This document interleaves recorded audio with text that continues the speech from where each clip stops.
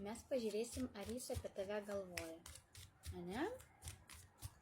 Kur jis ten kvėpuoja, ar jis apie tave galvoja. Kas jis? Psibokštas. Tai reiškia, kad santykiai sugriuvo. Ane? Galbūt ne tik santykiai sugriuvo, ane? Galbūt dar kažkas, kas jis daro. Štai jis. Galbūt jis buvo iniciatorius, ane? Sugriauti santykius. Štai ir tu. Taip, žodžiu. Jūsų santykių nebėra. Tvarkoj. O buvo šeima, buvo labai sunku, bet buvo jausmai, buvo gausa, buvo laimė, sėkmė, viskas buvo. Galbūt buvo per sunku. Galbūt buvo labai daug įsipareigojimų ir neatlaikė santykiai. Tačiau viskas buvo labai gražu. Gerai. Taigi, kaip toliau klostysis tavo santykiai, ane? Ar vis tik jis darys pirmą žingsnį, ane?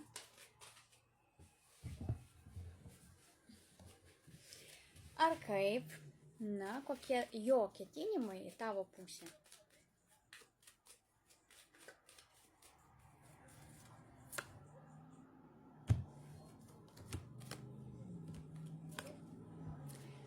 Kol kas rimtų ketinimų jis neturi.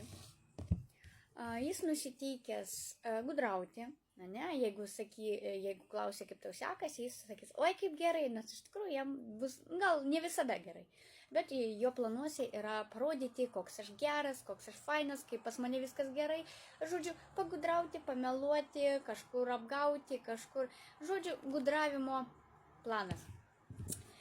Jis nori parodyti, kad jis imperatorius, kad jis toks valdingas, kad jis toks nuostabus ir kad pas jį viskas yra gerai. Taigi, tau nėra ko jaudintis dėl jo, jis be tavęs nepražus, pas jį viskas yra gana nuostabiai. Na kągi, duok jam laiko, tegu gyvena savo gyvenimą, jeigu jam viskas gerai. O tu užsiimk savo reikalais. Kokiais reikalais? Kokiais reikalais tau reikia užsiimti?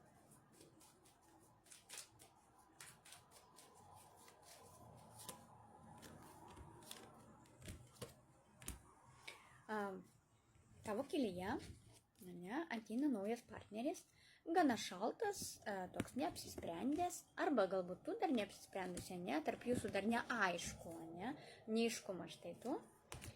Tai kom tau dar reikia užsiimti? Tau reikia padaryti pagaliau sprendimą, užbaigti šitą ratą. Tu turi kažkokiu būdu eiti į naujovę, į naują kelią. Tai nebūtinai turi būti naujas partneris, ne? Tai turėtų būti kažkas, štai, kas dar?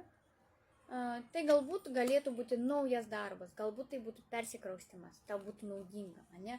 Galbūt tai yra didesnė miesta būtų naudinga persikraustyti, ten, kur yra finansiškai stabiliau, ne?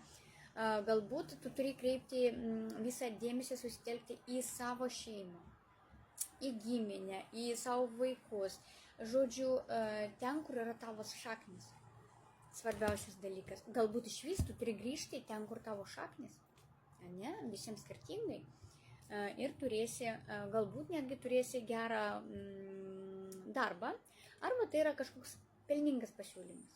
Taip? Kaip sakau, galbūt dėl darbo, galbūt dėl persikraustimo, galbūt kažkur tave pakvies, ne, ten, kur tikrai bus stabilu. Tad nepražiopsok tokios progos, tavo gyvenimo lygis gali pakilti. Na kągi, sėkmės.